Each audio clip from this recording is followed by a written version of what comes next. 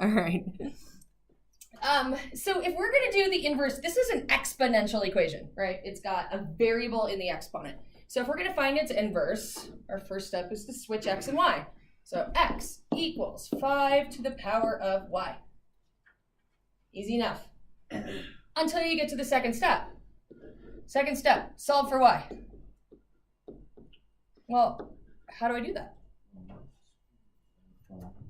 I mean, can I like subtract it out of the exponent? Can I divide it out of the exponent? No. Can I y root it? Sure.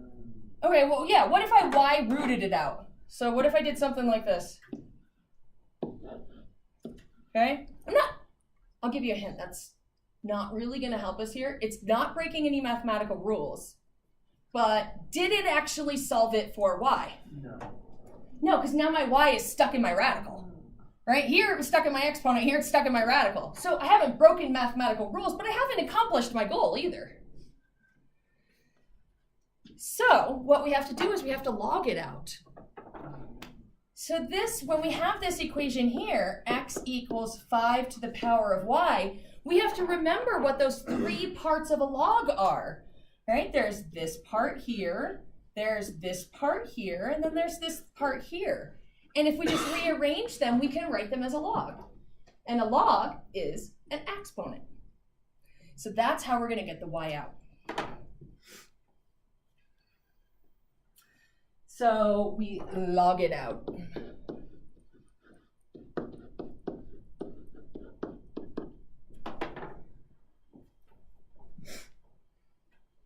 So let's do this one all the way through. So first step, switch x and y. So x is equal to 7 to the power of y. So now we're thinking about getting y by itself. We're solving for y. There's this piece, and there's this piece. If I rewrite those in a log, it would be log base 7 of something equals something.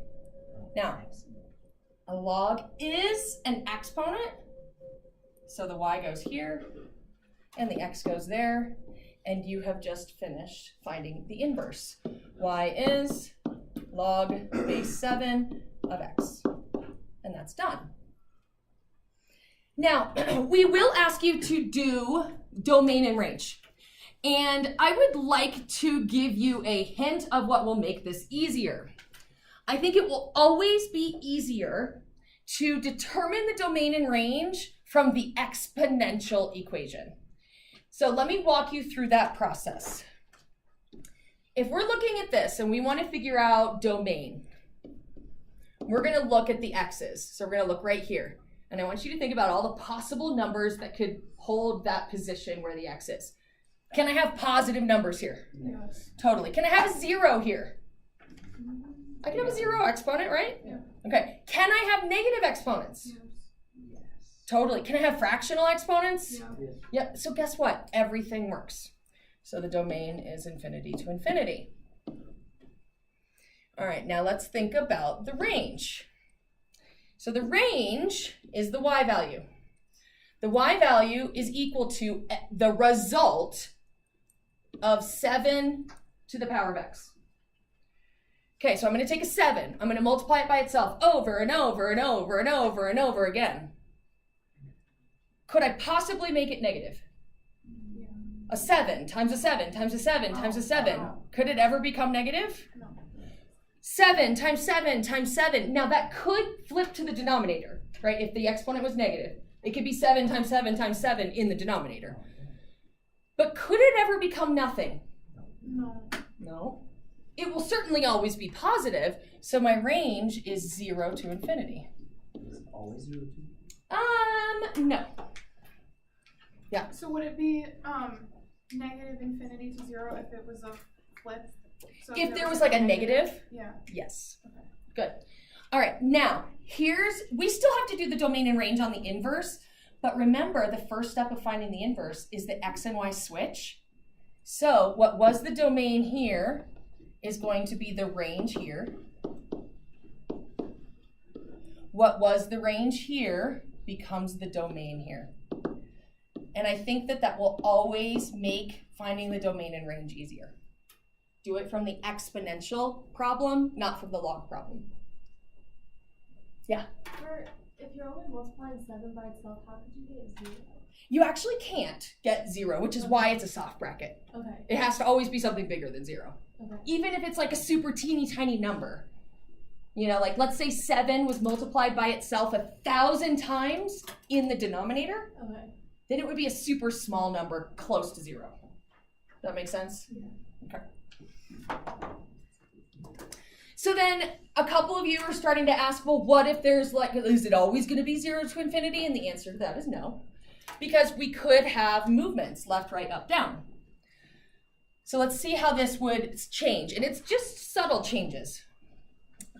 Let's start with the domain and range before it gets more complicated. The domain, it's in the exponent. It could be anything. So domain is negative infinity to infinity. Now let's think about the range. In this case, this piece right here is always greater than 0. But then I'm going to add 7.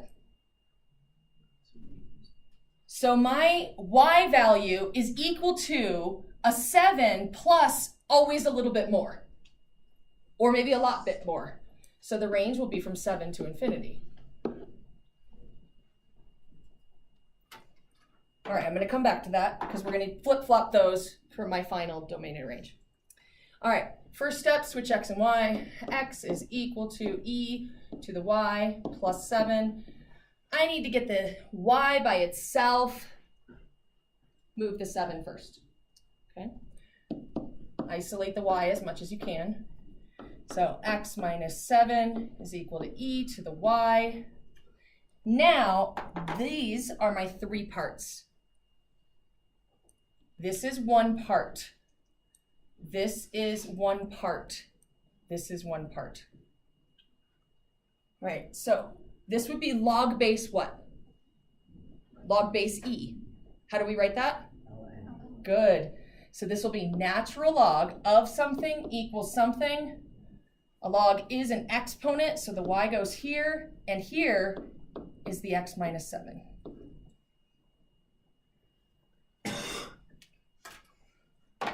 So there is my equation for the inverse. Now I just need to take my domain and range and flip-flop them.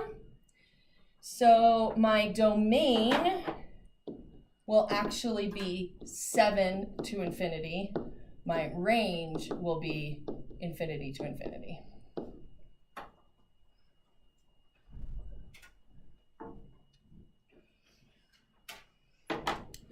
The next one has actually 2 transformations. Let's do domain and range first. So domain comes from here. Now, I don't think it matters that I add 4 to it, right? I could have a negative number here. I could have a 0. I could have a positive number, so it could be anything. The range, this is always greater than 0. But then I will be subtracting 3 to equal my y value. It'll be negative 3 to infinity. I will always have something positive, and then I subtract 3, so I can never get all the way to negative 3. I could get to like 2.9999, you know, negative 2.999. But all right, so there's my domain and range. Now let's do the finding the inverse. So x is equal to 7 to the y plus 4 minus 3. Get the y by itself, so isolate x plus 3 is equal to 7 to the y plus 4. Now this looks more complicated, but this is just 3 parts. This is 1 part. This is a 2nd part. This is a 3rd part. Rewrite it as a log. It would be log base 7 of something equals something. A log is an exponent, so the y plus 4 goes here, and the x plus 3 goes here. Now, this last step, pretty simple, but you need to be real careful. This last step is to move the 4 over. But is that 4 going to change that 3? No, it's not. That 3 is locked inside the log, right? That 3 is a left-right movement. This 4 that comes over is an up-down movement. Okay, so they don't change each other. So careful with that. Use parentheses if whatever lands in this spot has 2 pieces. So this ends up being y equals log base 7 of x plus 3, then a minus 4. And the domain and range will flip-flop from the beginning of the problem. So the domain will be -3 to infinity, and the range will be infinity to infinity. Yeah? Is it kind of safe to say that the last number of that equation is going to be like your starting point for the range? Or is it going to just depend on the problem? No, it is safe to say that. Okay. You will also see it go the other way around, but the process is exactly the same, you know. Flip x and y, rewrite it in its other form. In this case, it's always easier to find the domain and range from the exponential view of the problem. All right. Sorry.